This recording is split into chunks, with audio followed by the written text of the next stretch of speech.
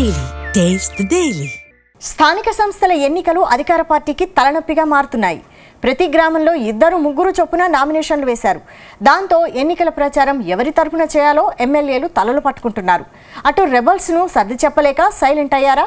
ముఖ్యంగా ఈ సమస్య అందరు ఎమ్మెల్యేలకు పెద్ద ఇబ్బందిగా మారిందా?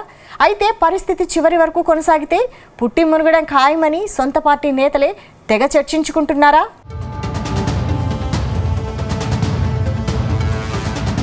తెలంగాణ కాంగ్రెస్ లీడర్లను సర్పంచ్ ఎన్నికలు టెన్షన్ పుట్టిస్తున్నాయి. ముఖ్యంగా అధికార పార్టీ ఎమ్మెల్యేలకు రెబల్స్ బెడద ఎక్కువైంది. ఒకే ఊరిలో 2-3 నేతలు అధికార పార్టీ తరపున నామినేషన్లు వేశారు. వీరిలో చాలామంది తమ నామినేషన్లను ఉపసంహరించుకోలేదు. దాంతో ఈ వ్యవహారం అధికార పార్టీకి తలనొప్పిగా మారింది. ఏ ఊరికి వెళ్ళినా కనీసం 2 నేతలు కాంగ్రెస్ పార్టీ నుంచి పోటీలో ఉండడంతో ఎక్కడ తమ పుట్టి మునుగుతుందేమోనని అధికార పార్టీ ఎమ్మెల్యేలు టెన్షన్ పడుతున్నట్టు తెలుస్తోంది. మరోవైపు చాలా చోట్ల కొందరు ఎమ్మెల్యేలు ఎవరి తరపున ఎన్నికల ప్రచారం నిర్వహించాలో అర్థం కాక వెనుదిరుగుతున్నట్టు ప్రచారం సాగుతోంది.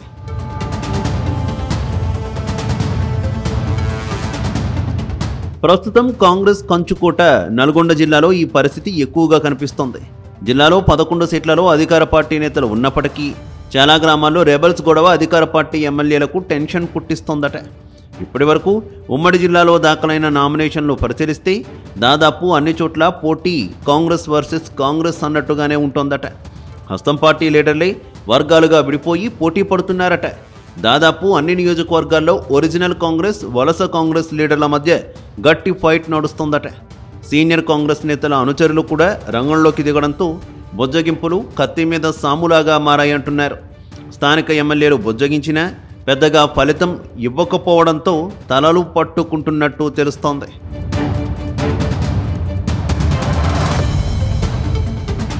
ముఖ్యంగా నకరేకల్లో రెబల్స్ గొడవలు ఎక్కువగా ఉన్నట్టు తెలుస్తోంది.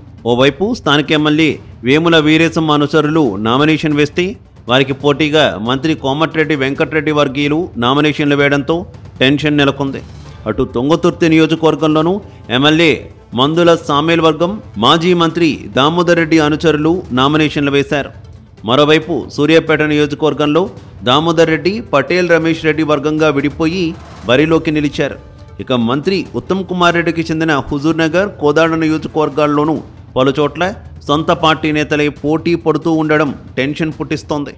అయితే మొదటి నుంచి పార్టీని నమ్ముకుని పనిచేస్తే రాక ఈసారి అవకాశం వచ్చిందని, సమీకరణాల పేరుతో కొత్త వారికి టికెట్ ఇస్తున్నారంటూ పాత కేడర్ తీవ్ర ఆందోళనకు గురవుతున్నట్టు తెలుస్తోంది.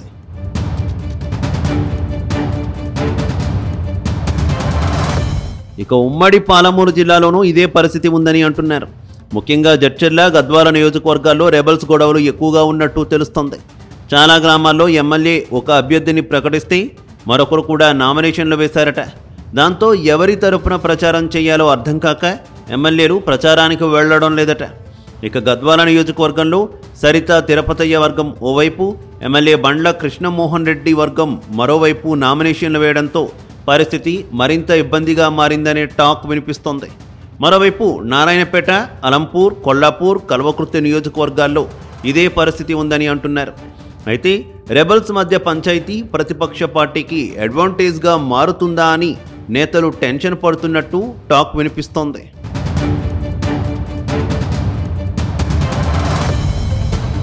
అటు వరంగల్ జిల్లాలోనూ అధికార పార్టీ నేతలు టెన్షన్ పడుతున్నట్టు తెలుస్తోంది. ఇక వర్ధన్నపేట నియోజకవర్గం ఎమ్మెల్యే కేఆర్ నాగరాజుకు వింత అనుభవం ఎదురైంది.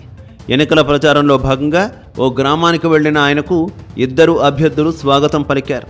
ఆ తర్వాత రోడ్ షో ఎవరికి మద్దతు ఇవ్వాలో తెలియక ఎమ్మెల్యే స్టేజ్ దిగేసి కిందకు వెళ్లిపోయారు.